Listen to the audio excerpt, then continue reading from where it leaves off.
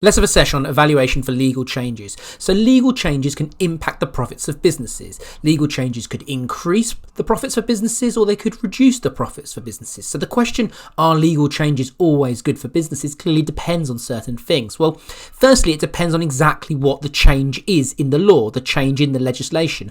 Is it some form of protectionism? For example, is it a change to tariffs, or is it a change to quotas, or is it a change to competition policy? Perhaps there's a monopolist and they're acting anti-competitively, so some competition policy is put in place.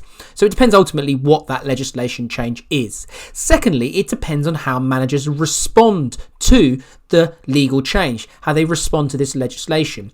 Ultimately, what are the manager's primary motives?